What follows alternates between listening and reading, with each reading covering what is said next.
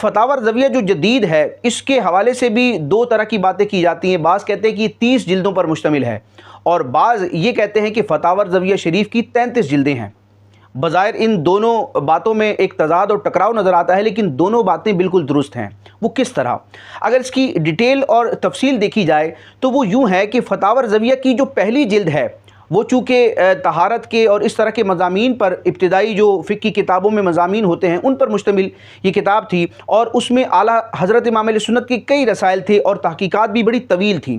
تو اب علماء کرام نے جب فتاوا رضویہ کی تخریج کی، تحقیق کی، اس پر دوبارہ کام کیا، تو فتاوا رضویہ شریف کی جو کتاب الطہارت ہے جو کہ پہلی جلد سے شروع ہو کر چوتھی جلد پر ختم ہوتی ہے جدید فتاوا رضویہ میں، تو اس میں علماء کرام نے کیا کیا کہ پہلی جلد کے دو حصے بنا دیے، حصہ الف اور حصہ با. تو اب ترتیب کے اعتبار سے دیکھا جائے تو 30 حصے ہیں، لیکن پہلے حصے کی جب دو جلدیں بن گئیں، یعنی پہلے جو جلد ہے اس میں الف اور با کے اعتبار سے دو نسخے بن گئے، تو اب اس طرح یہ 31 ہو گئیں 31. پھر علماء کرام نے پوری فتاوا رضویہ کی ایک فہرست تیار کی. ویسے تو فتاوا رضویہ شریف کی ہر جلد کی ابتدا میں آپ کو اس جلد میں موجود جو مضامین ہیں، جو مشمولات ہیں، ان کی پوری فہرست آپ کو ملے گی، جس میں صفحہ نمبر بھی لکھا ہوگا، اور بہت خوبصورت انداز میں علماء کرام نے وہ فہرستیں تیار کی ہیں، جس میں نفس مسئلہ کو ذکر کیا گیا کہ اس مسئلے پر فلاں صفحے میں یہ بحث موجود ہے، یہ فتویٰ موجود ہے.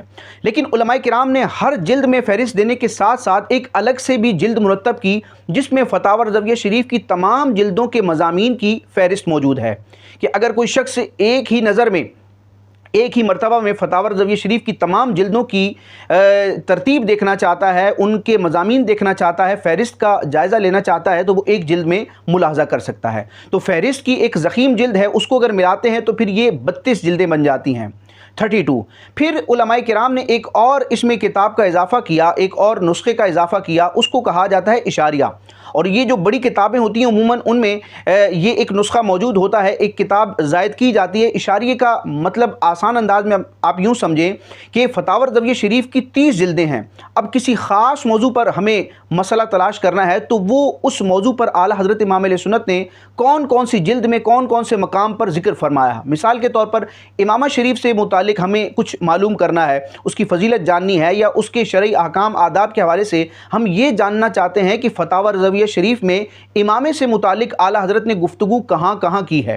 تو اب ایک ایک جلد کی فہرست دیکھیں گے تو اس میں کافی ٹائم لگے گا. تو اب علماء کرام نے اشاریہ مرتب کیا. اب وہاں عین کے اشارے کے ساتھ امامہ لکھا ہوا ہوگا اور وہاں پر صفحات لکھے ہوں گے کہ فتاوا رضویہ شریف کی فلاں جلد کے فلاں صفحے پر امامے سے متعلق یہ مضمون ہے، فلاں جلد کے فلاں صفحے پر یہ مضمون ہے. علی ھذا القیاس مختلف جو امور ہیں اور جو فقہ میں جو عموماً چیزیں بیان کی جاتی ہیں، تو حروف تہجی کے اعتبار سے پورا اشاریہ تیار کیا گیا.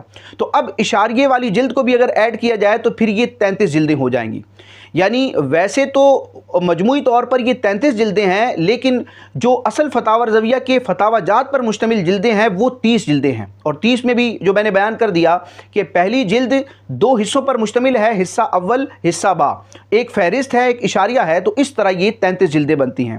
تو جو حضرات یہ کہتے ہیں کہ فتاوا رضویہ شریف کی 33 جلدیں ہیں وہ اس اعتبار سے کہتے ہیں، اور جو حضرات یہ کہتے ہیں کہ فتاوا رضویہ شریف کی 30 جلدیں ہیں تو ان کا بھی کہنا بالکل درست ہے کہ اشاریے فہرست کو اور حصہ ایک جو پہلا حصہ ہے، حصہ اول ہے، اس میں الف با کا اگر اعتبار نہ کیا جائے، مجموعی طور پر اس کو ایک کتاب اگر تصور کیا جائے، ایک جلد تصور کیا جائے، تو اس اعتبار سے 30 جلدیں ہی بنتی ہیں.